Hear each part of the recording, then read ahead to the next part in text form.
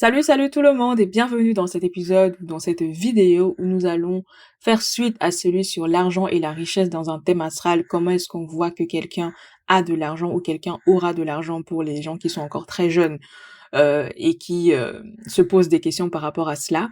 Ici, nous allons parler de l'argent qu'on a sans rien foutre, donc de la maison 8. C'est pour ça que ça représente les héritages, les legs, les rentes, les pensions, les dons et l'argent passif aussi, les revenus passifs qui sont à la mode en ce moment. Donc là où la maison 2 représente l'argent qu'on acquiert parce qu'on a fourni un effort, c'est-à-dire ça représente en général les salaires, donc le travail, que ce soit en salarié, en consultant ou en entrepreneur, là où vous recevez l'argent parce que vous avez fourni quelque chose, c'est du domaine de la maison 2, alors que l'argent que vous recevez plus ou moins sans rien foutre, c'est de la maison 8, plus ou moins, carrément sans rien faire. Donc tout ce qui concerne aussi les chômages partiels, le RSA, toutes les aides de l'État, c'est un argent que vous recevez sans rien faire. Vous avez fourni un travail pour souvent, quand vous n'avez pas fraudé évidemment, pour arriver à être éligible à ces choses-là, mais le fait de le recevoir comme ça, par exemple, vous êtes accouché à la maison, vous ne faites absolument rien, mais vous avez quand même de l'argent. Ça relève du domaine de la maison 8. Pareil, si vous achetez un bien immobilier et que, je sais pas, vous dégagez des revenus d'une manière ou d'une autre, en ayant eu ce bien, en ayant acquis ce bien, en le possédant, donc la maison 2, taureau, et tous les maîtres de la maison 2 dans votre thème natal, précisément, parce que tout le monde n'est pas ascendant bélier, donc c'est pas forcément la maison 2, c'est pas forcément le taureau, mais c'est les maîtres de votre maison 2 précisément. En fait, tout l'argent que vous allez dégager de ça, ça relève de la maison 8. Et pareil, pour les actions, les investisseurs en bourse, le fait d'acheter des actions, ça relève de la maison 2, mais le fait de recevoir, que ce soit les intérêts ou les dividendes ou, je sais pas, tous les autres choses qui existent, ça relève de la maison 8. Parce que c'est un argent qui, d'une certaine manière, travaille pour vous, comme on dit, dans ce sens-là, et pour lequel vous ne fournissez pas un effort directement, contrairement à ce que vous feriez en maison 2, par exemple. Voilou. Donc c'est de ça dont on va parler ici. J'ai pris l'exemple d'héritiers connus.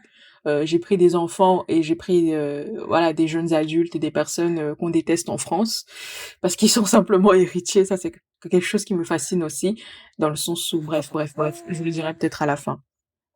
Donc voilà ce dont on va parler aujourd'hui et aussi ça vous donne aussi un radar pour pouvoir voilà, avoir plus facilement du discernement quand quelqu'un vous parle de revenus passifs. En fait, si cette personne n'est pas marquée d'une manière ou d'une autre par les choses que je vous mentionne, c'est qu'il y a un problème. Autrement dit, qu'il ment. Quelqu'un vous dit, achetez ma formation, je gagne 10 000 euros par mois en ayant 1,02 appartements, etc. C'est un mytho. Voilà. Bon, je caricature, j'abuse, c'est quand même mon domaine en plus. Mais il y a trop de charlatans dans ce domaine, franchement. Oh, Seigneur. Bref. Donc, quels sont les radars qui montrent qu'une personne est amenée à avoir, à hériter ou à avoir des dons ou avoir, voilà, quelque chose qui va l'enrichir tout simplement. Donc là, je vais vous donner la base basique, c'est-à-dire sur un thème individuel, mais parfois, je pense qu'on pourra faire des choses, par exemple sur des synastries, par exemple un conjoint qui est mort et qui a laissé de l'argent à sa femme, etc. Je pense qu'il y a des exemples assez connus, a priori, hein. On peut avoir, surtout s'il y a des heures de naissance. Donc on fera ça. Mais là, c'est vraiment la base basique sur un thème individuel. Donc là, vous avez euh, donc la maison 8, évidemment dominante. Donc ça, c'est la base, dans le sens où si vous avez plein de planètes, surtout celles qui représentent l'abondance, donc Vénus, Jupiter, le Soleil, et Pluton aussi, parce qu'on compte pas souvent Pluton, mais ça compte aussi. Si vous avez ces astres-là en maison 8, il y a de grandes chances que ce soit des gens qui reçoivent beaucoup d'argent, en fait, des autres. C'est l'argent des autres, comme on dit. Autrement, une autre manière de le voir, c'est évidemment les maîtres de la maison 8. Comme je vous disais, si vous n'êtes pas ascendant bélier, comme moi par exemple, vous n'avez pas forcément la maison 8 en scorpion. Ça, c'est la base. Je pense que tout le monde le sait à ce stade. Donc ce sont les maîtres de votre maison 8 respective qui seront importants. Et je vais vous donner les exemples avec les personnes qu'on va citer. Donc le maître de la maison 8 qui est dominant dans votre cas. Donc moi, je vais pas parler de moi. Donc dominant dans le sens où c'est aux angles du thème. Donc soit le maître de votre maison 8 qui a l'ascendant. Et quand on parle des maîtres, évidemment, je parle des maîtres par domicile. Donc par exemple le soleil c'est le lion. Le lion c'est le soleil, mais par exaltation, le maître du lion c'est aussi Neptune qui est exaltant lion. Euh, et pareil, quand on parle, par exemple, je sais pas moi, du cancer, le maître par domicile du cancer, c'est la lune, mais par exaltation, c'est Jupiter. Donc, c'est tous les maîtres du signe. Je tiens à le préciser.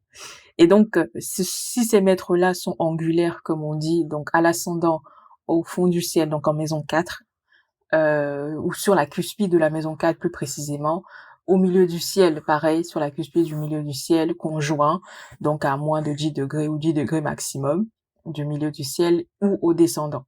J'ai un peu fait dans le désordre, mais vous avez compris. Au descendant, c'est-à-dire sur la cuspide de la maison 7. Donc voilà ce qui montre aussi que cette personne-là peut être marquée par ça. Par l'héritage. Ok. Ensuite, vous avez pareil, une autre manière d'être dominant, c'est que un de ces astres-là, donc un des maîtres de votre maison 8, soit conjoint, soit au soleil ou soit à la lune, qui est un des luminaires importants. Ensuite, si les maîtres de votre maison 8 sont dignifiés ou débiles. Donc parfois, vous allez avoir les maîtres de votre maison 8 qui ne sont ni angulaires, ni conjoints au soleil et à la lune, mais qui ont une nature particulière. C'est-à-dire, quand je dis qu'ils sont dignifiés, c'est dans le sens où ils sont dans leur signe par domicile ou sont dans leur signe par exaltation.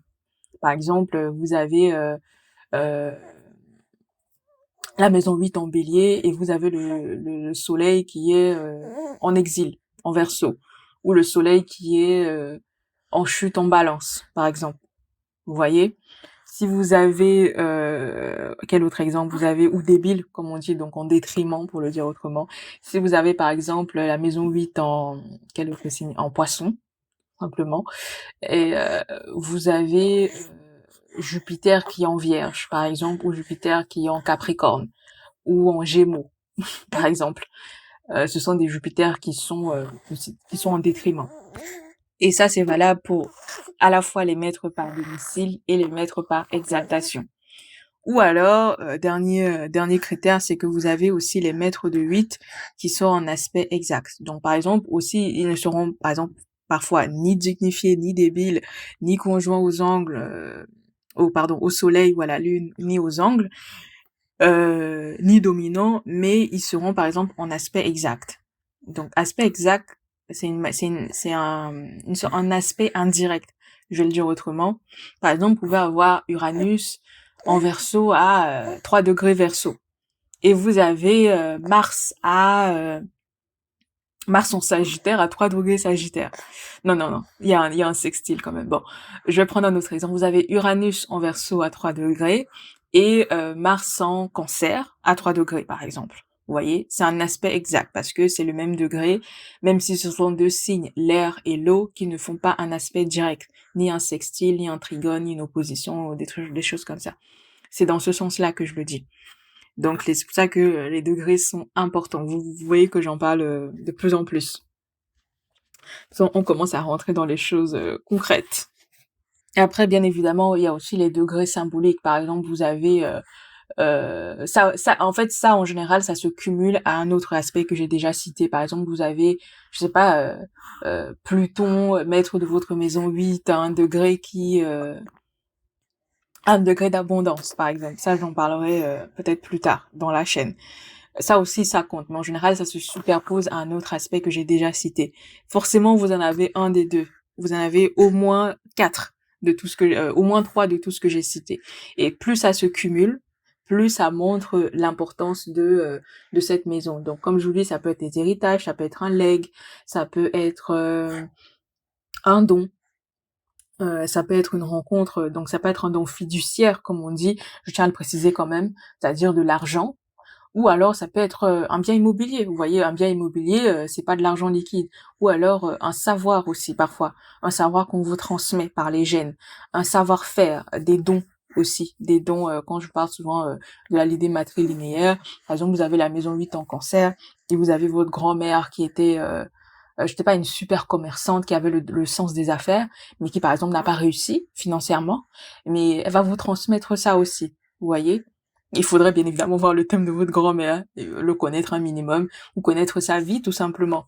Et parfois vous avez des gens comme ça, ils sont nés pauvres, mais ils ont le sens des affaires inné. Par exemple, ils savent vendre, ils savent se mettre en avant, ils savent se faire apprécier, etc. C'est d'ailleurs un truc que j'ai remarqué que beaucoup d'arnaqueurs, beaucoup de gens qui ont escroqué de l'argent à d'autres personnes ont en fait.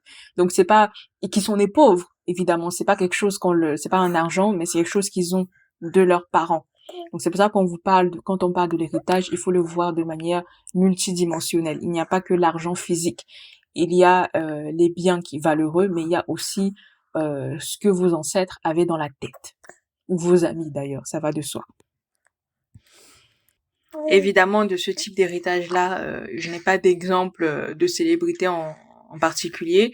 Ça, c'est plus quelque chose qui relève de personne à personne, c'est-à-dire des personnes que je connais. Je connais un peu leur vie, ou alors ils me partagent un certain partie de leur vie et j'arrive à le déterminer intuitivement, par exemple.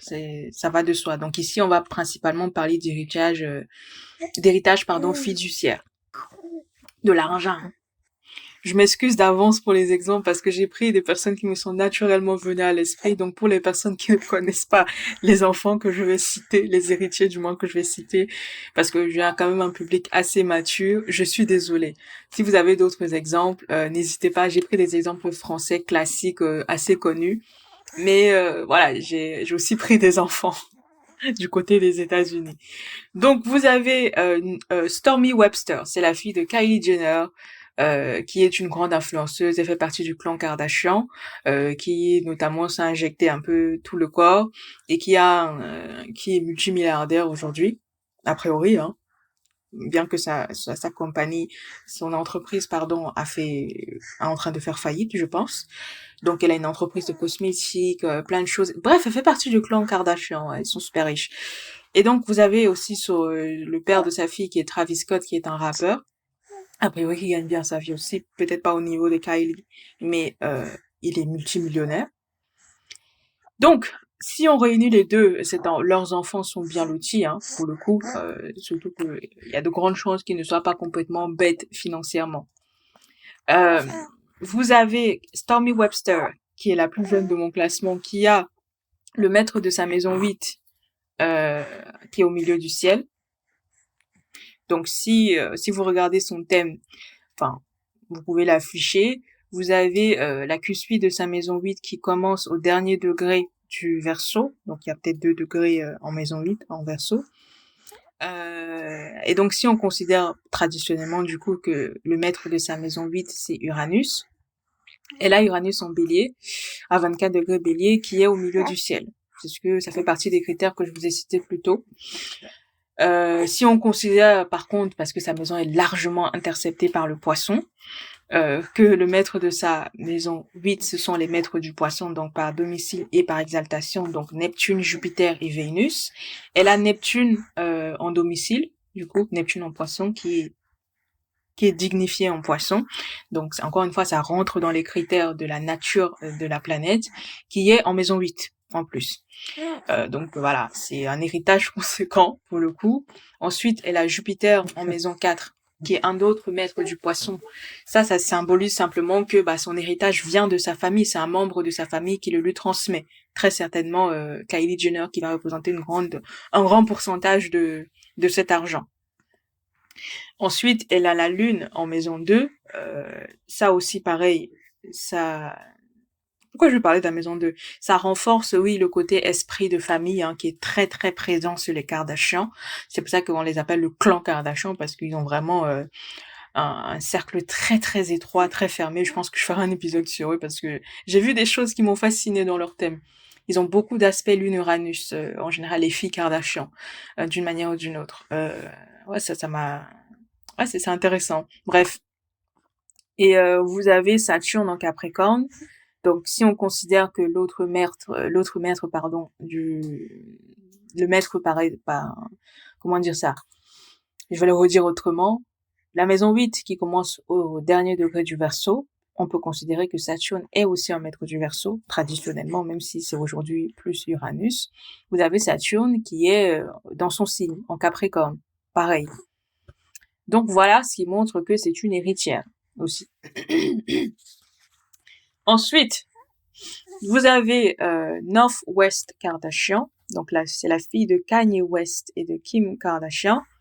Je réaffiche son thème. Et là, ah oui, j'ai pris beaucoup d'exemples. Je pensais que les épisodes allaient être courts, mais ils sont très longs. Vous avez Northwest qui a la maison 8 en Capricorne. Donc, non. Qu'est-ce que je raconte? Attendez, est-ce que c'est vrai? Oui, elle a la maison 8 en Capricorne. Où est ma feuille? Oh my god, dude. Northwest est là, Pluton en maison 8. Donc, si vous regardez son thème, vous allez voir que Astro-thème vous dit que Pluton est en maison 7, mais il est tellement proche de la cuspide de la maison 8 qu'on considère qu'il est en maison 8. D'ailleurs, on a un aspect Soleil-Pluton, elle et moi. C'est marrant. Bref. Donc, elle a Pluton en maison 8. Donc déjà, ça, rien que ça suffit, en fait, a priori, pour dire que voilà, c'est quelqu'un qui est amené à recevoir ne serait-ce que des dons. Des dons, que ce soit des grosses sommes ou des dons spontanés, des dons récurrents. Donc quand je parle de dons, c'est pas genre vous avez jamais reçu d'argent, on peut dire gratuitement dans votre vie, et parce que vous faites une cagnotte, vous recevez des dons, ça y est, non. C'est vraiment la récurrence, c'est le fait que ça arrive souvent, c'est quelque chose que vous remarquez qui se déroule plusieurs fois dans votre vie, en fait. C'est plus dans ce sens-là. Et donc, elle a Pluton en maison 8, déjà, donc, et ça montre aussi la nature, Pluton en Capricorne en maison 8, la nature de son héritage. C'est que c'est un héritage qui s'est construit dans le temps. Donc, surtout pour Kanye West, et bien évidemment aussi pour Kim, même si, a priori, elle aussi, elle était mieux lotie que Kanye à la base, mais c'est le stade auquel elle est arrivée aujourd'hui, c'est quelque chose qu'elle a construit dans le temps. Peu importe ce qu'on pense de comment elle a fait son argent, en fait, c'est ça. Et donc elle a ces deux-là qui sont marqués par elle a ces deux parents en fait qui sont marqués dans sa maison 8. Ensuite, vous avez pareil, si on considère que Mars est le maître par exaltation du Capricorne, maître en maison 8. Donc Mars est conjoint à l'ascendant, par exemple. Très très proche quand même. 11 degrés Gémeaux et l'ascendant 21 degrés Gémeaux. Voilà, c'est une conjonction large, mais ça reste une conjonction quand même. Donc voilà pour ce que je pourrais dire pour comment il s'appelle, Northwest Kardashian. Et d'ailleurs, pour parler du déterminisme, comme je vous disais, le clan Kardashian, ils ont vraiment des aspects qui sont très récurrents selon au fur et à mesure des générations. Je vais le dire autrement, que de la grand-mère aux petits-enfants, ben en fait, on voit qu'il y a des aspects de leur thème qui reviennent en fait, qui se transmettent d'une certaine manière de génération en génération.